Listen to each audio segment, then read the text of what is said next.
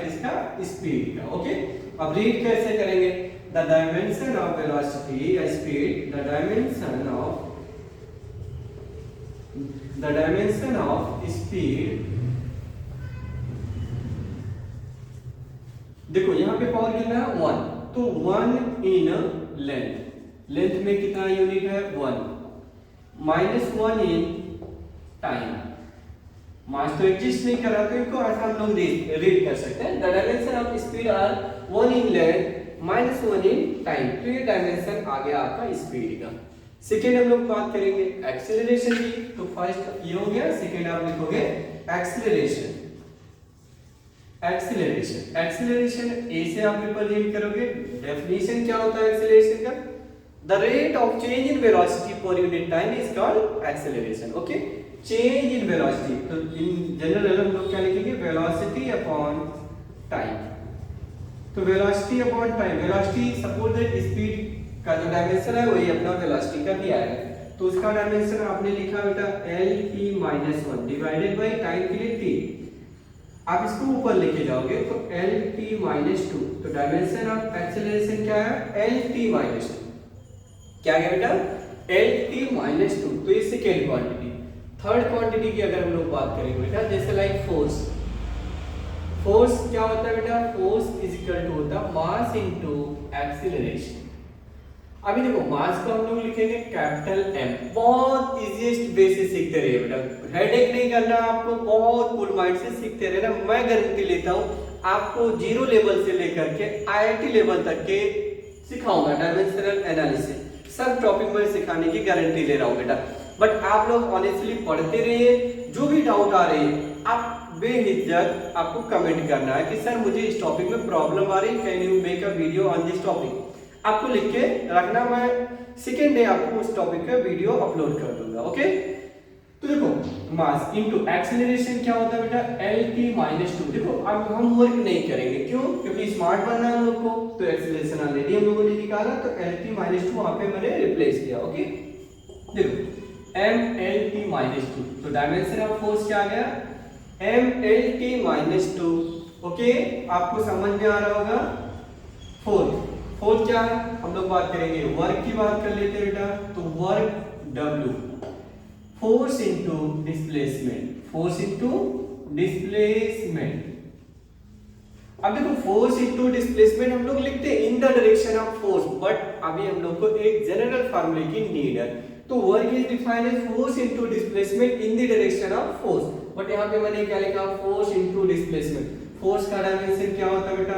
MLT-2 into dimension of displacement, मतलब length ही होगा अपना, तो लेंथ के लिए L लिखेंगे, तो डायमेंशन आ जाएगा हम लोग का ML²T⁻²। तो dimension of work is ML²T⁻²। Okay, done. Next one की बात करेंगे, फिर पावर की बात कर लेते हैं हम लोग। तो पावर बेसिकली डिफाइन है वर्क पर यूनिट टाइम।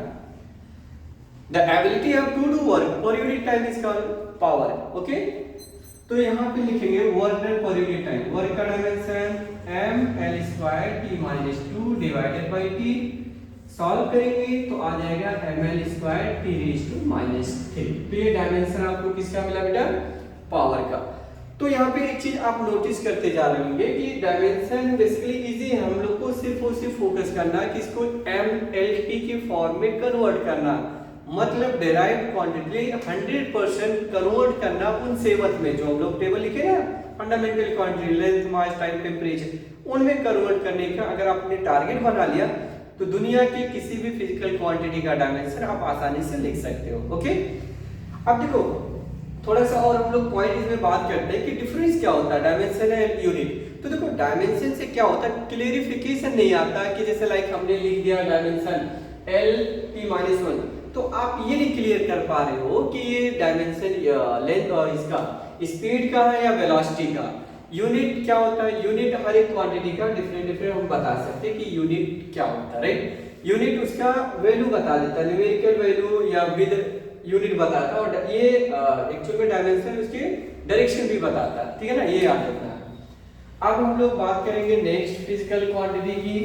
यहाँ पे देख रहे हैं, अब हम लोग थोड़े लॉन्ग क्वांटिटी की बात करेंगे, जैसे like density. Next one density क्या होता है बेटा? मास पर यूनिट वॉल्यूम। तो मास पर यूनिट वॉल्यूम, देखो मास का तो हम कैपिटल M लिखेंगे, वॉल्यूम क्या होता है? वॉल्यूम आपको आई थिंक पता होगा, length into breadth into height. तो बेसिकली अगर हम लोग यूनिट की बात करें तो मीटर क्यूब हम लोग लिखते आ रहे हैं, तो इसका डायमेंशन क्या लिख देंगे? L cube. क्लियर? तो यहाँ पे हम लोग लिखेंगे एल क्यू, तो याद आएगा एम एल क्यू और टी रेज टू, जीरो यहाँ टी एग्जिस्ट नहीं करा बट मैंने लिखा M L Q T raise to zero. Okay, next लिखेंगे 7। ऐसे मैं आपको एटलीस्ट इंपॉर्टेंट फिजिकल क्वांटिटी के डायमेंशन निकालना सिखा रहा हूं बेटा। नेक्स्ट लिखेंगे मोमेंटम। मोमेंटम देखो, मोमेंटम क्या होता है? Mass into velocity. Momentum is defined as mass into velocity.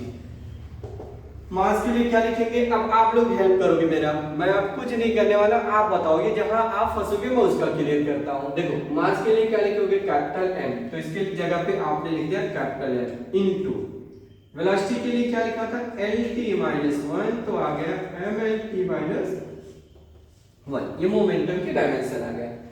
Next moment of inertia, क्या लिखेंगे बेटा? Moment of inertia. तो moment of inertia I think आप 11th के बच्चे जो अभी स्टार्ट कर रहे होंगे पढ़ना, उनको तो नहीं पता होगा मोमेंट ऑफ इनर्शिया क्या होता, बट जो 12th स्टैंडर्ड में है या 11th पढ़ रहे हैं मिड सेशन में होंगे तो उनको पता है। Moment of inertia is defined as mass into distance का स्क्वायर, परपेंडिकुलर डिस्टेंस का स्क्वायर, राइट? तो यहाँ पे हम लोग लिख सकते हैं बेटा एम आर स्क्वायर। तो एम के लिए कैपिटल एम, आर के लिए एल स्क्वायर, तो डायमेंशन आ गया हम लोग का एम एल स्क्वायर। क्या गया बेटा? M L square. तो dimension of moment of inertia is M L square. और रीड करने का वही सिंपल है, यहाँ पे जैसे हम लोग बात करेंगे डायमेंशन ऑफ, तो 1 इन मास, 1 इन लेंथ और -2 इन टाइम। तो ये ऐसा आप लर्न कर सकते हो, ऐसा इनको एक्सप्रेस किया जाता है, बोला जाता है, ठीक है। अब आइए नेक्स्ट फिजिकल क्वांटिटी की हम लोग बात करेंगे। नेक्स्ट लिखेंगे चार्ज। क्या लिखेंगे बेटा? चार्ज। देखो चार्ज को कैपिटल क्यू, स्मॉल क्यू कुछ भी लिख सकते हो। तो क्यू इज इक्वल टू होता है बेटा आई इंटू टी, मतलब करंट इंटू से टाइम, करंट इंटू टाइम। और करंट के लिए हम लोग लिखते हैं कैपिटल ए और टाइम के लिए कैपिटल टी। तो डायमेंशन ऑफ चार्ज इज 80 आ गया, ठीक है ना। नेक्स्ट वन हम लोग बात करेंगे बेटा एनर्जी, इलेक्ट्रिकल एनर्जी। तो इलेक्ट्रिकल एनर्जी क्या होता है? आई थिंक आपको पता होगा, इलेक्ट्रिकल एनर्जी,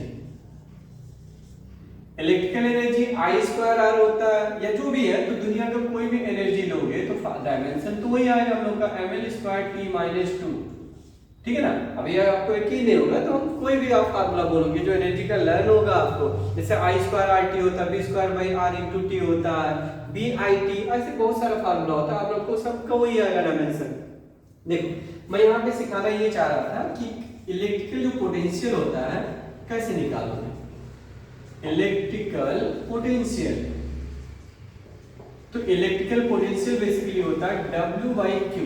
ये मैं सिखाना चाह रहा था, W बाई Q। W मतलब इलेक्ट्रिकल एनर्जी, तो यहाँ पे हम लोग यही लिखेंगे M L square T raise to minus 2 divided by, इसके लिए क्या आया था? ए टी, न्यूमरेटर में ले जाओगे तो एम एल स्क्वायर ए माइनस 1 और टी रेज टू माइनस 3। समझा ना? अगर कोई डाउट है तो बताइए आप, यहाँ कुछ नहीं डाउट है, माइंड में लगाना बहुत ज्यादा आपको। डायमेंशन हम लोग लिखेंगे एम एल स्क्वायर ए माइनस 1 टी माइनस 3, तो ये डायमेंशन आपको मिल गया पोटेंशियल का। नेक्स्ट हम लोग बात करेंगे रेजिस्टेंस, जो इलेक्ट्रिकल रेजिस्टेंस है, 10th में भी पढ़ते हो आप लोग, 11 12 में भी पढ़ते हो। तो देखो यहाँ पे हम लोग बात करने जा रहे हैं बेटा रेजिस्टेंस आर। तो आपको एक फार्मूला पता है, B is equal to I R, Ohm's law, V is equal to I R. तो यहाँ से R की वैल्यू क्या लिखोगे? P अपॉन I, और B की वैल्यू देखो यहाँ पे निकाला आपने यही, तो यहाँ पे आपने लिखा एम एल स्क्वायर ए माइनस 1 और T minus 3 divided by I मतलब के लिख दिया आपने। तो आ गया डायमेंशन एम एल स्क्वायर ए माइनस 2 हो जाएगा एंड टी माइनस 3। तो डायमेंशन ऑफ रेजिस्टेंस आपको ये मिल जाएगा बेटा, ठीक है ना। तो ये आपको लर्न करके रखना है। नेक्स्ट वन हम लोग बात करेंगे यूनिवर्सल ग्रेविटेशनल कांस्टेंट। क्या बात करने जा रहे हैं? Universal gravitational constant, capital G से लिखते हैं, ये भी आपको पता होगा। लिख ही दे रहा हूं मैं यहाँ पे यूनिवर्सल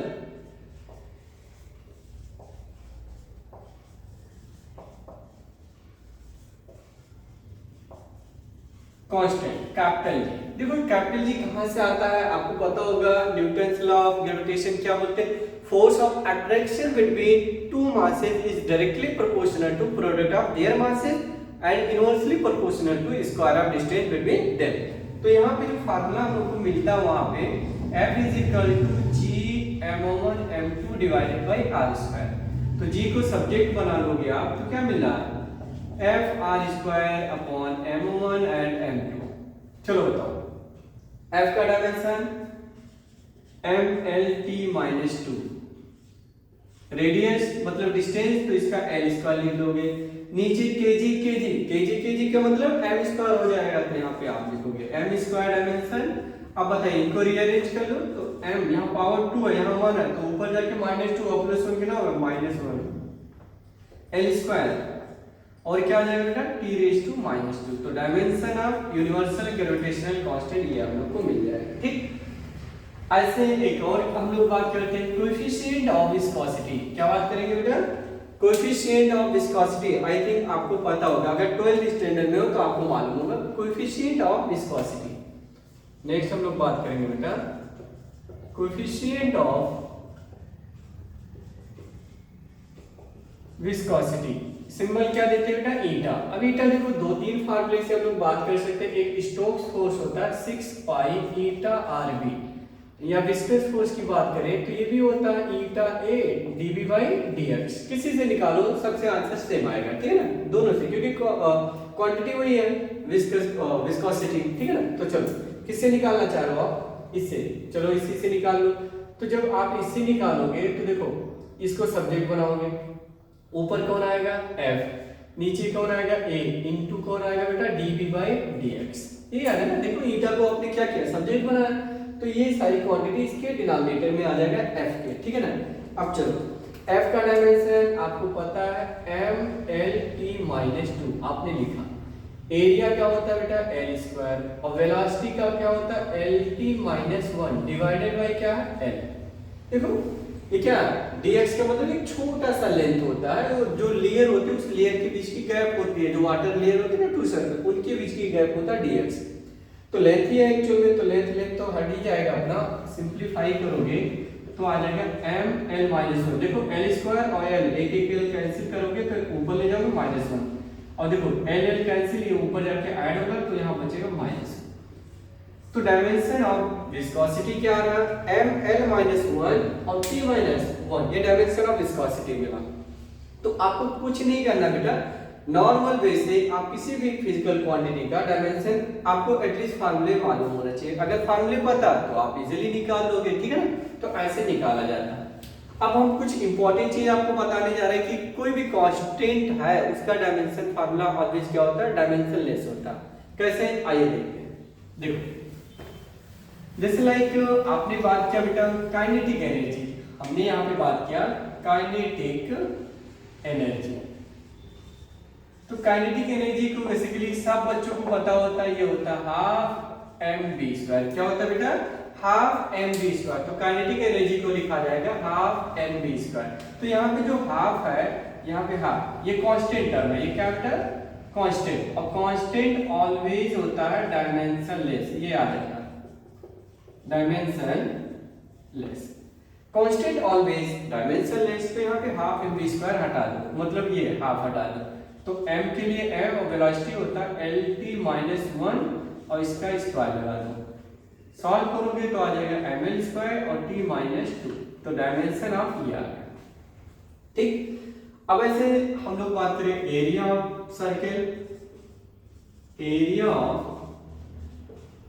सर्कल क्या लिखते हैं हम लोग पाई आर स्क्वायर। मालूम क्या लिखा हमने पाई आर स्क्वायर। पाई क्या है कांस्टेंट है 22/7, तो डायमेंशन लेस हो गया, तो आर का क्या बना एल स्क्वायर। तो डायमेंशन आ गया अपना एल स्क्वायर।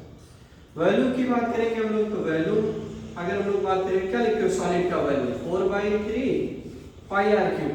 तो यहाँ पे जो आ रहा 4/3 पाई आर क्यूब क्या है 4/3 पाई कांस्टेंट है, तो ये डायमेंशन लेस हो जाएगा। तो इसका डायमेंशन क्या लिखोगे एल क्यूब। तो एक चीज मैं आपको बता रहा हूँ, दुनिया का कोई भी चाहे फोर्स है, तो कोई भी फोर्स है उसका राइट साइड पे जो फार्मूला आ रहा है उस पर ध्यान नहीं देना, क्वांटिटी क्या है। तो अगर फोर्स है तो डायमेंशन सबका सेम होगा, एनर्जी है तो सबका सेम होगा, वेलोसिटी है तो सबका सेम होगा, राइट।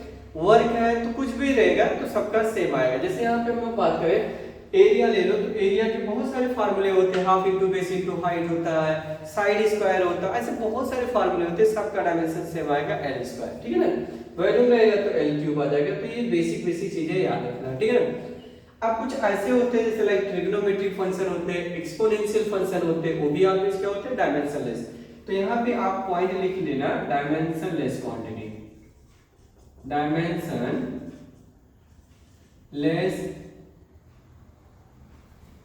कांस्टेंट ना लिख के हम क्वांटिटी लिख दे रहे हैं, डायमेंशन लेस क्वांटिटी। जैसे लाइक आपने लिखा y is equal to sin x, क्या लिखा बेटा, sin x, तो ये y मत लिखिए, ओनली sin x।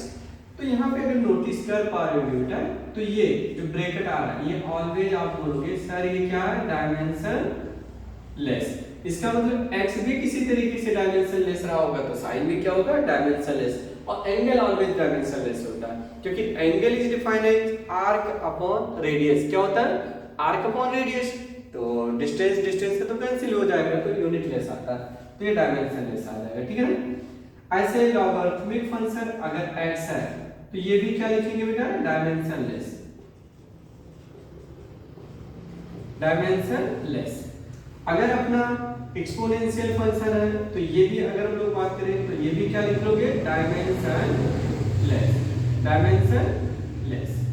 तो ऐसे बहुत सारी क्वांटिटी है जो क्या होते हैं, डायमेंशन लेस क्वांटिटी होते हैं। तो इनको हम लोग को क्या करना है, इजीली इग्नोर कर देना है डायमेंशन लेस क्वांटिटी को, ठीक है ना, कर लेंगे। तो देखो आज के लेक्चर में बस इतना ही रखेंगे, क्योंकि basic dimension formula I hope आपको समझ में आ गया होगा। नेक्स्ट लेक्चर में हम लोग क्या करेंगे, इसी टॉपिक से इसके एप्लीकेशन सिखाएंगे।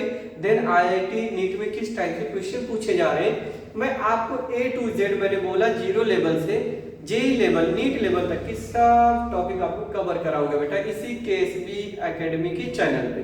तो आप लोग सपोर्ट करिए, इस चैनल को ज्यादा से ज्यादा शेयर करिए अपने फ्रेंडों में, ताकि उनको भी इस सीरीज का, इस पैटर्न का फायदा हो सके बेटा। तो चलिए मिलते हैं नेक्स्ट वीडियो में, जय हिंद।